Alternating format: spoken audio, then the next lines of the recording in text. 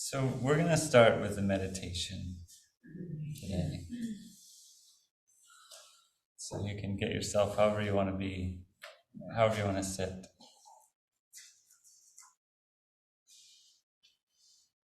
Just ask them if they hear me. Can you guys on the screen hear me okay? Okay.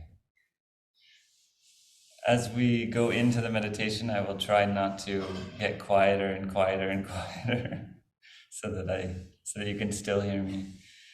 But yeah, let yourself be comfortable, and if you like, you can close your eyes and just let yourself draw within.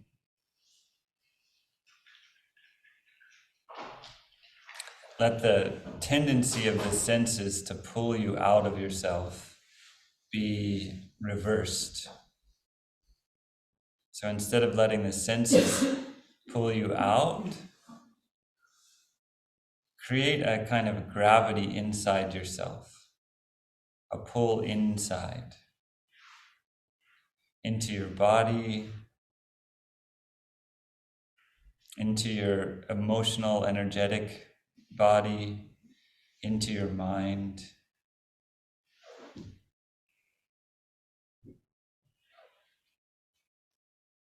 And the breath is a good anchor for this always. You can just take a few deep breaths and just observe the feeling of breathing, or all the feelings of breathing.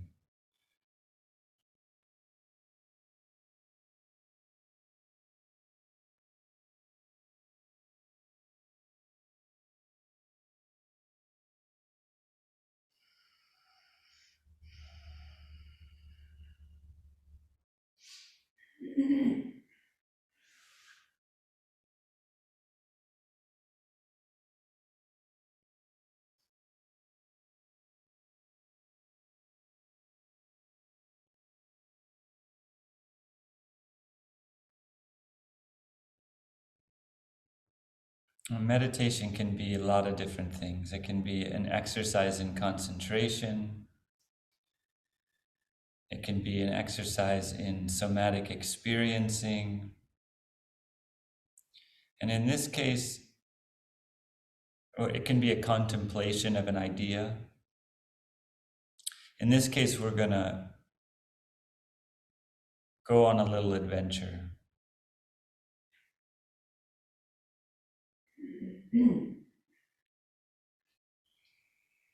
So I invite you to bring your attention into your heart. And of course, you have a physical heart. It's wrapped in layers of fascia. It's nestled in between your lungs. It's resting on your breathing diaphragm. It's pulsing blood out and drawing blood in. It's there.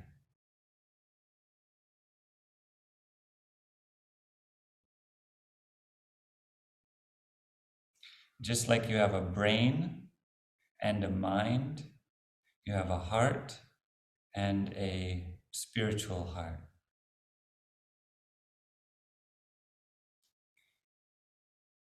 So you let your attention go to that place in your body. But know that that place, in that place, is a kind of a doorway.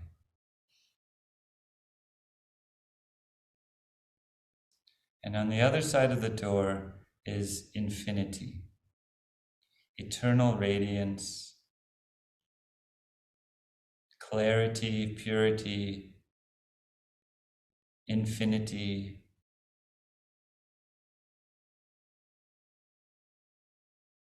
Everything is true. Everything is one. And on this side of the doorway, everything is many. Everything is mixed, confusing. There's pain, there's fear, anxiety. We don't know what will happen next. We don't even know what just happened. We don't know what's happening now. On the other side, everything is clear. Everything is known. Nothing is hidden. Nothing is obscured. On this side, not so much. See if you can feel what this other side that I'm describing to you. It's not an idea. It is the fundamental reality that underlies everything. It is real. Can you touch it, feel it, even just imagine it inside you?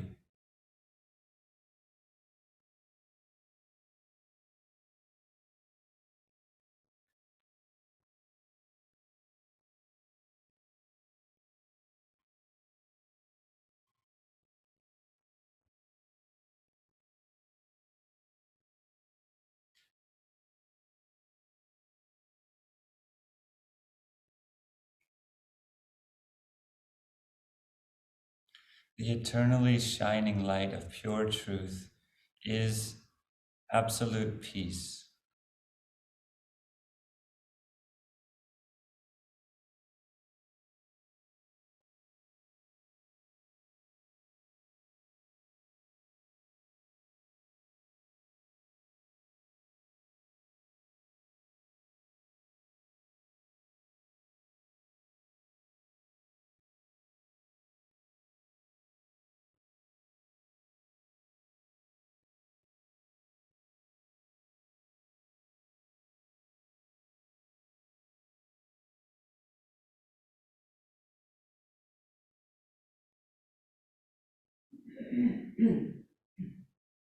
On this side of the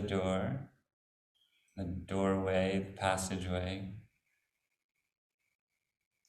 likes and dislikes, preferences, opinions, perspectives, ideas, concerns, disappointments, resentments, anticipations.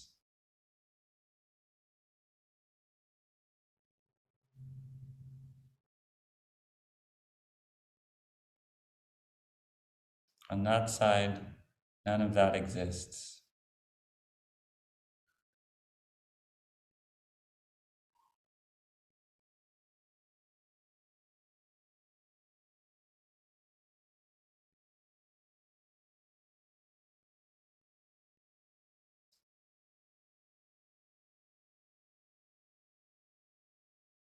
See if you can allow your breath to begin to flow back and forth between these two dimensions of reality.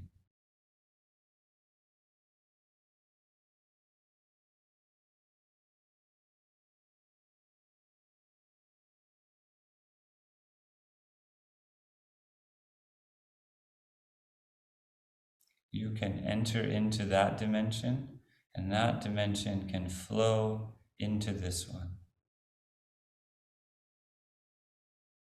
You can experience the eternal radiance of pure truth, and the eternal radiance of pure truth can shine through the passageway into your body, your mind, your energy body, your emotions, yourself, and out into the space around you.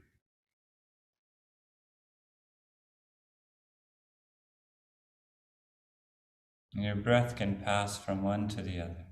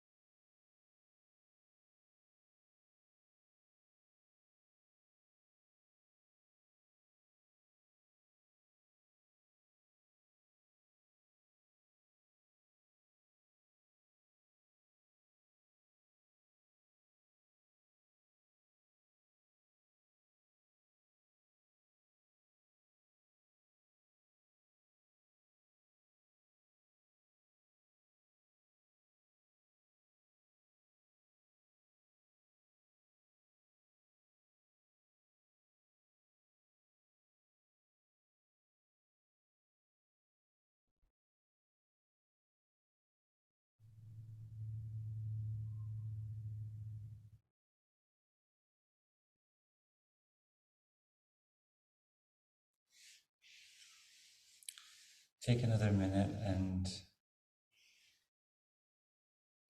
gently, slowly come back to an outward orientation.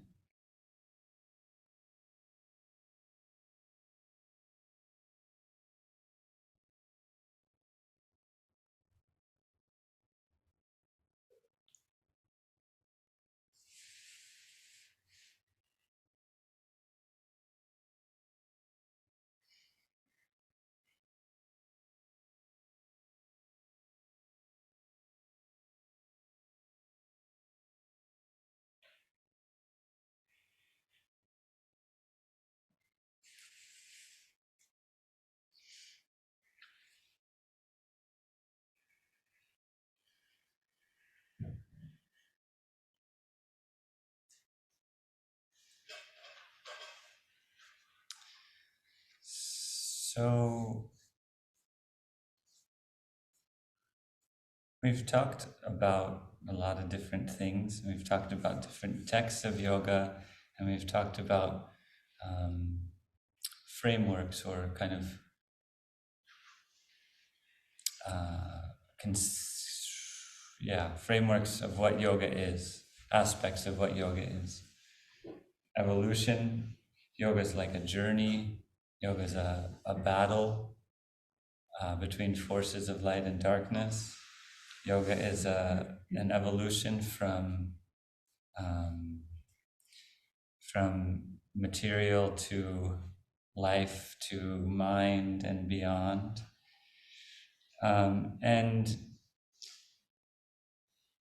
the next element of this yoga path that we're going to talk about is purification, which is central to Guruji Ma's teachings and also central to Sri Aurobindo and the Mother's teachings. And complicated with regard to modern yoga and the way it's portrayed, the way people understand the word purity, and so we're going to talk about that this week and next week, purification, and this week in the context of the Yoga Sutras, and next week in the context of Tantra. And you can kind of see in this way I'm introducing different texts and different ideas at the same time.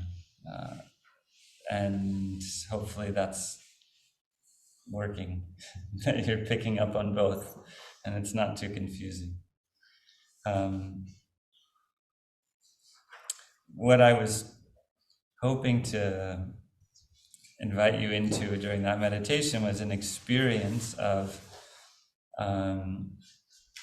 the reality, the fundamental reality that underlies all existence, that underlies all, the beingness that underlies all becoming, the not unmanifest wholeness that underlies all manifestation, all divided, separated manifestation. And all, never say all, but the yoga texts in general acknowledge that this is a real thing.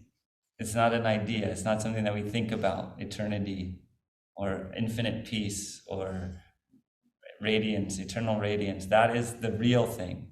And all this other stuff is came from that, but is a mixture of, in the Sankhya context, like the gunas are all mixed up.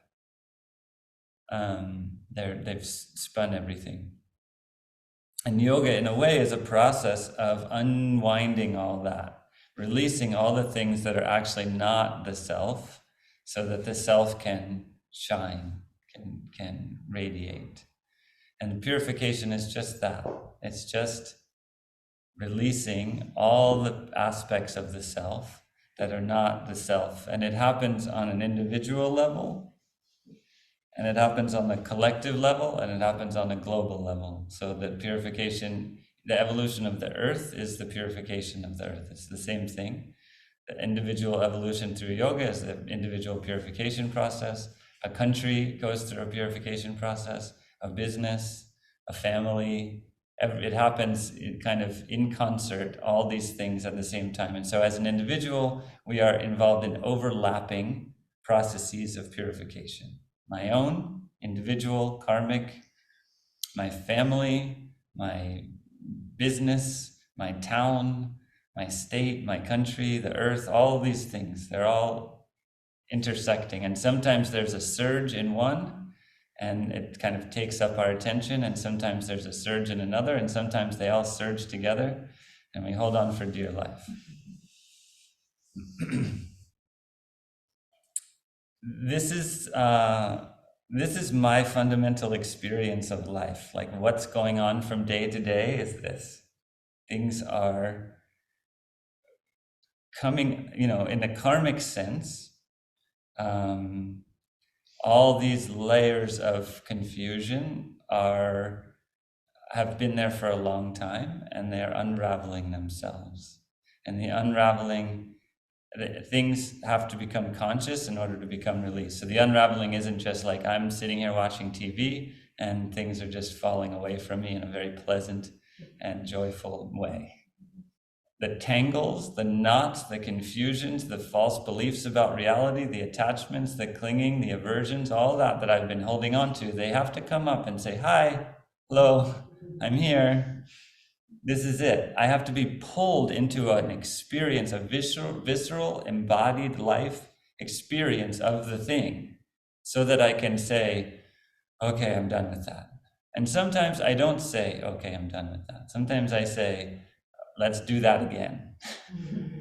And then it perpetuates. And this is the wheel of karma, the wheel of samsara, it's called many different things. So purification is not conceptual, and it's not like a story. It's very everyday. It's very like and it occurs at some level with the intensity of it, or the speed of it, or whatever, is determined by the soul. It's not determined by the personality, what I want or don't want. The soul can sense at a certain point and says, okay, now something's going to happen. Now more is going to happen in this area. So it's not like I think it, but there is a kind of conscious collaboration that can happen between the embodied being, myself, that I experience myself to be. I can say, yes, okay, let's do this. And then things happen more. But beyond that, it's this on the soul level. The soul is saying, okay, now it's time. And sometimes it's not time, and sometimes it is time for more to happen. So these things can't be measured or kind of talked about in a linear way, but they are very real, tangible life, relationship, tired, not tired, sick, not sick, hungry, confused, afraid. These things that we experience every day are part of this process, and they become amplified as a result of the process in different ways. And again, what I'm talking about is a disentangling of attachments, clingings, aversions, anxieties, beliefs about reality that have kind of been in us for a long time.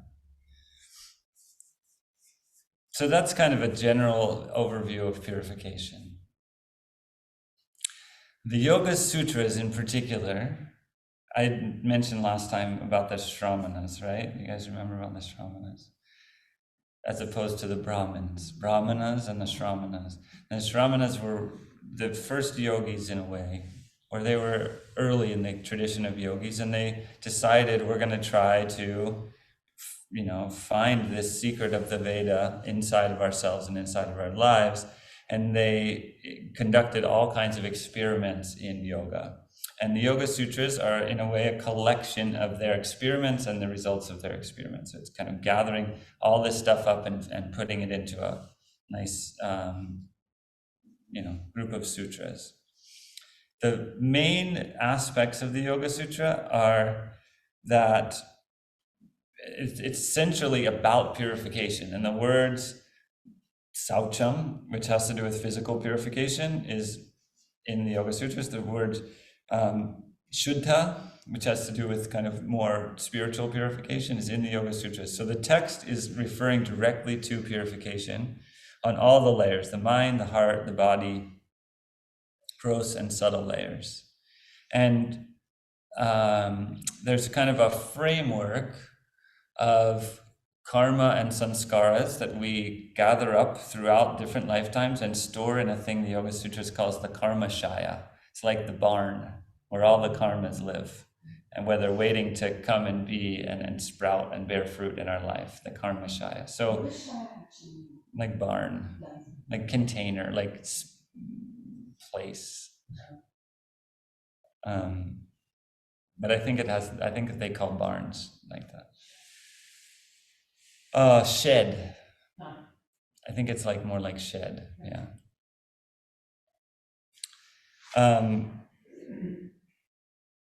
So according to the Yoga Sutras, the Karma Shed, exactly. Let's go there. Yeah. Let's take a peek inside, shall we? It's like Miss Frisbee, it's the school bus, what's that thing called? The magic school bus. Let's take a look inside the Karma Shed. The result of the cause of all suffering is the confusion of the seer, samyoga, confusion of the seer with the seen. The cause of suffering is the confusion. And it's funny, they have this word samyoga, right? Samyoga, but it's confusion, the union, everything all mashed up together of the seer, which is Purusha, and the seen, which is Prakriti. So we get confused about what's the seer that's seeing and what is the thing that it is seeing. And we think like, no, I'm the seer, I see things, and I'm free and I'm myself, I can do whatever I want, it's a free country. We get confused about this personality. This personality is the thing that's seeing, right? But when we go deeper, we see that actually, no, the personality is a product of the becoming, a product of Prakriti. It is what is seen, and the seer is deeper. You think of it when you meditate and you watch your thoughts, the thoughts are the seen. All of them are the seen. The seer is what sees the thoughts. And the seer can't be seen.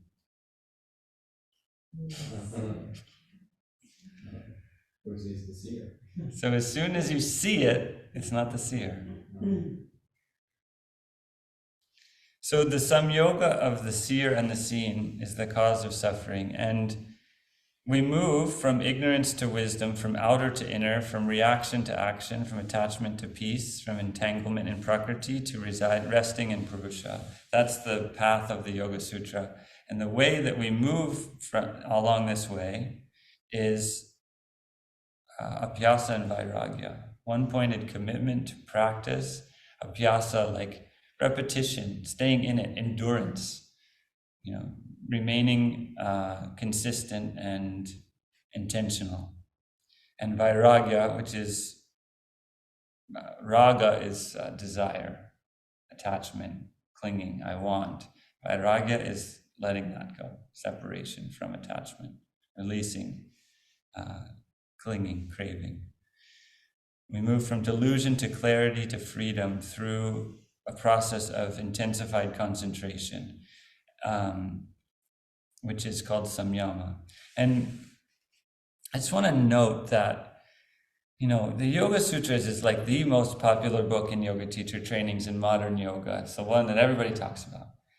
And modern yoga is really not that much into discipline. But the Yoga Sutras, the word yama, we have yama, we have niyama, we have samyama. It's very central to yama is like restraint, like not doing the thing that you want to do. The Yoga Sutras is really like, all those things that you want to do all the time, all your impulses, all your all your impulses and reactions and aversions. you don't have to do that. You can be still and allow all those feelings to come and release and move through you and not act on them. Not act on them. So that there is a tension there in the modern yoga world around that, around like, well, this feeling comes and I should act it out because it's cathartic, because that's good and that's real freedom. But the Yoga Sutras really are not about that. It's fundamentally viveka khyati, the flow of discernment, a consistent kind of maintaining a consistency of discernment, which is buddhi. We talked about buddhi, right? Buddhi, ahankara, and manas. The manas is the sense mind, buddhi is the wisdom, intelligence, innate intelligence, and ahankara is the I maker that creates the sense of I. Buddhi's innate faculty is viveka, discernment, the individuated buddhi. Being able to tell the difference between one and two. Being able to tell the difference between peace and not peace, peace and turbulence. So we're going, in the Yoga Sutra, we're going from this state of confusion, delusion, suffering, to a state of oneness, wholeness, and like fullness of our experience. The end result of the Yoga Sutra, so that the beginning, there's two statements, one at the beginning and one at the end. The beginning, it says, Yogas Chitta Vritti Nirodha. Yoga is the cessation of vrittis. Chitta vrittis. Chitta is the combination of buddhi, ahankara, and manas. Sometimes translated as the heart mind. Or just the field of consciousness. Yeah, field of consciousness. Chit is awareness. Chit is consciousness. So it's the individual field of awareness. In that individual field of awareness, in the chitta, there are vrittis. There are fluctuations, there are movements, there's little worlds. You imagine like a river and there's these little like eddies, you know? Those are the vrittis. They're places of concentrate, like where energy spins in one place. Yeah, fluctuations in the mind. So it can be a thought, but it doesn't have to be a word. Thoughts are sometimes articulate and sometimes not. So nirodha, the cessation, and different people translate this word differently. Does it mean the suppression? Does it mean that we have to go in and make all the thought waves stop? Or does it mean the cessation, they fall away? Either way, it means that they stop. So yoga is chitta vritti nirodha. Yoga is the cessation. I put, I think, in the thing, my own translation, yoga is when the mind stops spinning. Yoga is when the chitta vrittis cease, they stop, they fall away. That's at the beginning of the Yoga Sutra. And then it goes into talk about all the different kinds of vrittis and all the different obstacles and what you can do and the process. And then at the end, it kind of walks through, okay, this is what happens when you get towards the end of the process. And the word that's used at the very end is kaivalya. Kaivalya, one of the direct translations of kaivalya is aloneness, independence.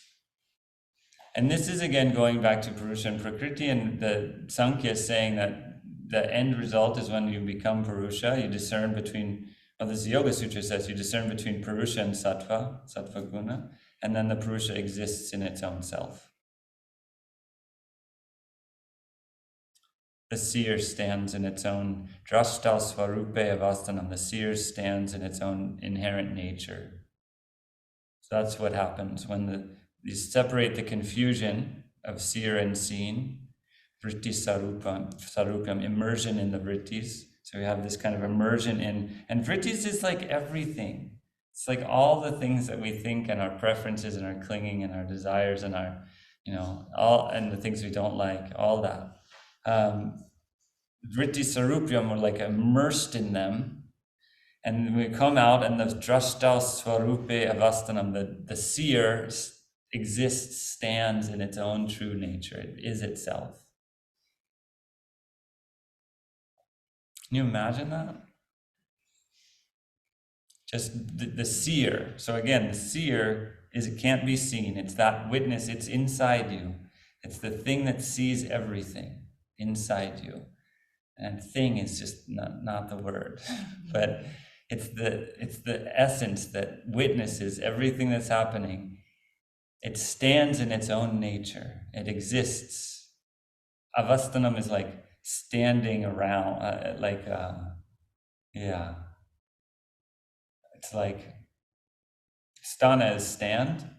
You can hear the same stand, sthana, and ava is like around, like embracing. So it's like it's still and pervasive in its own nature, its own pure form. Abhyasa and vairagya lead to nirodha.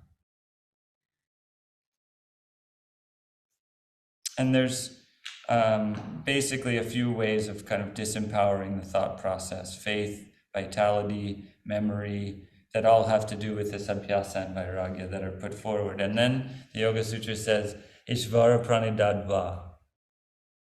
And va means or. So you can do all these things. You can have faith, you can improve your vitality, you can, it's when your faith and vitality and memory are intense, like momentum, mild, medium, extraordinary, then it kind of powers you forward. But it's basically saying you can use all these different practices and intentionalities, or you can lay everything down at the feet of the divine, which is Om, the divine being, which is Om, and the divine will take you there. So it puts those two paths out there, the path of surrender and the path of tapas. It doesn't say much about the path of surrender. Tapas is effort, personal, like individual effort. It's the baby monkey that clings to the mama's back. And if it lets go, then it falls. The baby cat is the other path of surrender. The baby cat just lays there, and the mama cat comes and picks it up and brings it over and drops it down. The mama cat decides.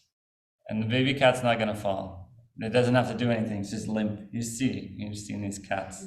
It's just completely limp. Whereas the baby monkey's hanging on. This is the path of tapas. We are hanging on. That's our intentionality that's bringing us through. Baby cat is just. And is the baby, would you say the baby cat, because it's something that we were talking about today in Fort Bowing, baby cat is surrendered but not collapsed? Because when you just showed that, it almost looked like a collapse, but it's surrendered but not collapsed. What'd you say? I'm not in the body of a baby cat, but I'm sure a baby cat could be surrendered and collapsed, or it could be surrendered and not collapsed. Yeah, it's probably true. And the same with us. We can be surrendered and collapsed, or we can be surrendered and not collapsed. Yeah. We can be clinging like a monkey, rigid, or we can be completely relaxed in the tapas. And of course, we love binaries. So I just gave you a binary, but it's not like you have to pick one. This is life. There are two inclinations in the human nature, and usually they work together as opposed to opposing each other. And the Yoga Sutra puts them both there. Ishvara pranidad va. Va, the word or implies a binary, but it's not necessary.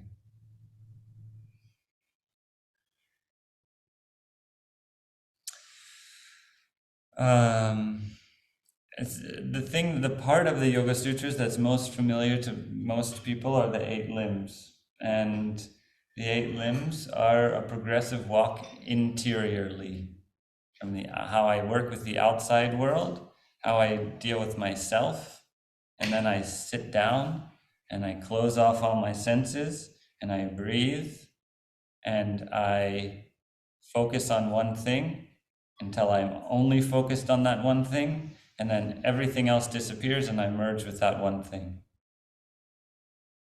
So that's basically the 8 limbs of yoga. And the last 3 are called samyama. Dharana, dhyana, and samadhi together make up samyama, which is basically like collecting all of oneself, focusing it on one thing, keeping that focus consistent until there is no difference between me and that thing. It's like the duality, the frame of duality bursts, and me and that thing become one thing, and then everything is one thing. Once you break through that duality with one thing, then there is no more two things anymore. There's no more 5 things or 100 things. There's only one. So this is the path of the Yoga Sutras. Is like progressive, and it leads to this point. And the rest, well, not the next section of the Yoga Sutra basically says, if you do samyama on this, then you get this. If you do samyama on, I'll give you a real example instead of making one up.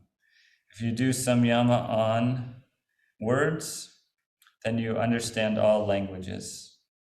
If you do samyama on your samskaras, then you understand all your previous births. And so do samyama. So like think about that. Your sanskaras, you are focusing on them to the point where it's an entire, you're completely concentrated and you do not break the concentration. There's nothing else going on. 100% focused. And then you break through into an understanding of where all the sanskaras came from. Sanskaras are karmic seeds from previous births. So by focusing on them, focusing for a period of time, there's a breakthrough that happens when an understanding of where they all came from dawns, emerges. And that understanding also provides the understanding of all previous births. If you do samyama on kaya rupa, body, then you become invisible. So it's like samyama on the physical form, you break through at a certain point, and there's actually nothing really there. And they say in the Yoga Sutra that leads to the the implication is that then you can become invisible. And that's the whole chapter 3, most of chapter 3 of the Yoga Sutra is about all these different things that if you do this, then you get these different magical powers. And there's a brief stop where they say, by the way, all these magical powers aren't really what you want. Because if what you're going for is kaivalya, nirodha, yoga, freedom, this is not it. It's an intermediary step. So they sound all great, but it's not really where it's at. But then they go on and tell you a few more after that. So I never really understood that. I just have this wonder, it's like, I wonder if it's like that to almost like appease the ego for a minute of like, okay, you want like ego and glamour and that kind of thing, I'll give it to you for a minute. It's almost like a trick, like they're tricking the ego to see if you get wrapped up and like pulled into it. And then I would say probably like this is a manual in a way, and it's like people might have these experiences. Right. It's kind of like, don't worry about it. Like, and, this is a normal experience. This is something that happens. Yes, you started levitating. Don't worry. Don't freak out. It's all good. And also don't chase it. Yeah. It's just an experience. Exactly. It will come and it will go. It's like a roadmap, Just because you see McDonald's on the next rest stop doesn't mean you have to go. Thank God. It's good to know. Good to know there's a McDonald's there, but you don't have to go to it.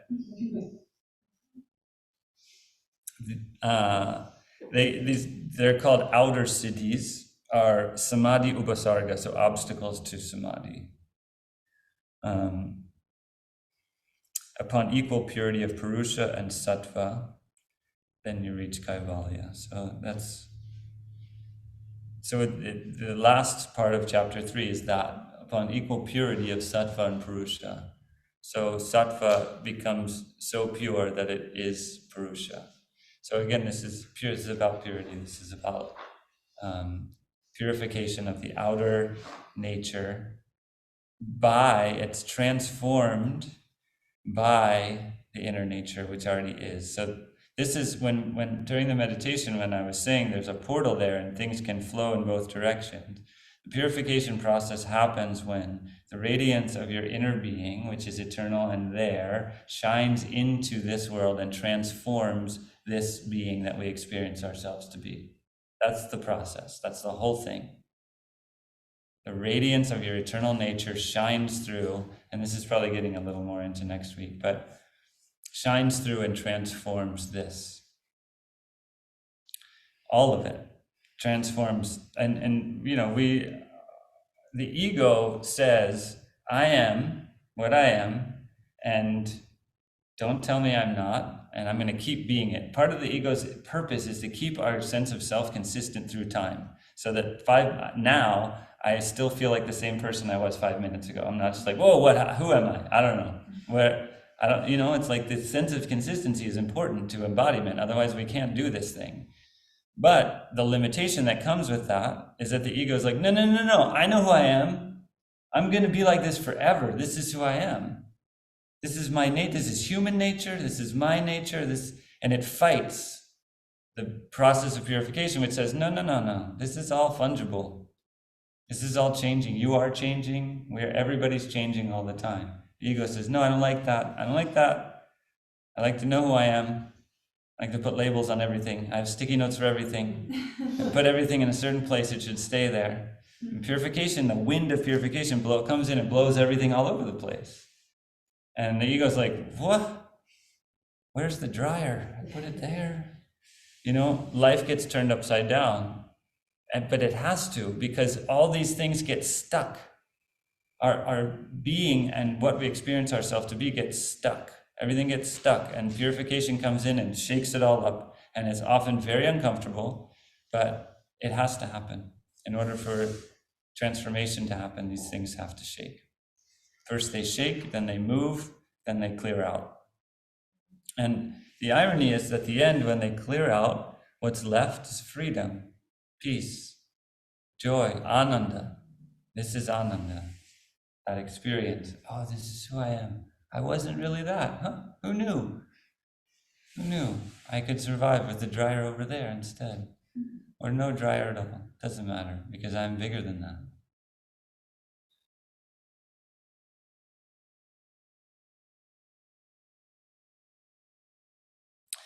In the manual, there is a very concise, and basically what I did with the Yoga Sutra is I took the whole thing and I translated it verse by verse and put it in there.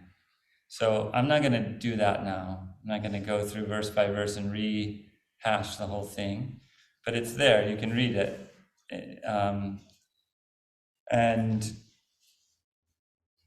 what I just gave was a general overview, but there's obviously a lot more.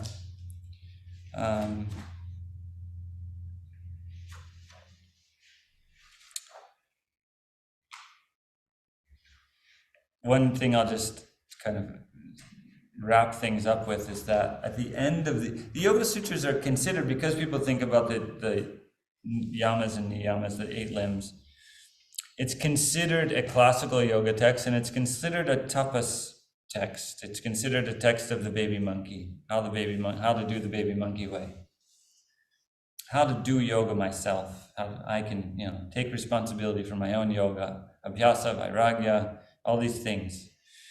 But at the very end, it describes the final stage of liberation. And it's like, the yogi has done all this stuff and brought himself all the way to the brink of transformation. But they can't cross over. It's not possible. What happens at the end is that there's a cloud, the Dharma Megha, this cloud of Dharma appears and it rains.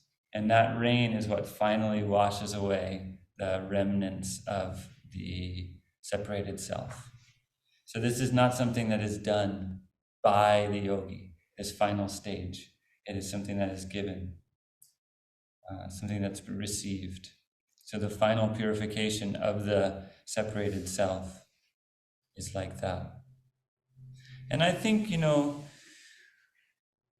I know for me, when I first learned about yoga and learned the kind of basic ideas about yoga, and I thought like, all right, just like a year maybe, I'll be, you know, the big shakeup will happen and I'll be free as a bird. But it's a long, arduous path. I mean, arduous. It's it's a long, enduring path to unravel lifetimes and lifetimes and lifetimes, millennia of entanglements. Takes, I mean, if it's 100 years, that's not really that long in the context of thousands of years. I think Vivekananda described yoga as a condensation into one lifetime of that which would normally take many lifetimes. So it's an inevitable process that's going to happen, but yoga is the intentional saying like, okay, let's do it all now. And it's intense and it takes time. And there's something about the Yoga Sutras that acknowledges that this is something that's playing out in time, that's happening to us, through us, with us over the course of time. And it's the fact that it's not over doesn't mean it's not possible. And I think that we in the modern world, there's a kind of tendency to be like, oh, that state that yoga talks about, it's not really, I already got there. It's not really there. Something else doesn't exist there. There's nothing real, that's not real. And we kind of like, we give up because we didn't get there yet. But that's not inevitable. We don't have to give up because we didn't get there yet. The child doesn't give up on walking because it didn't learn how to walk yet. The high school student doesn't give up on graduating high school because it didn't happen yet. Everything comes. Everything takes time.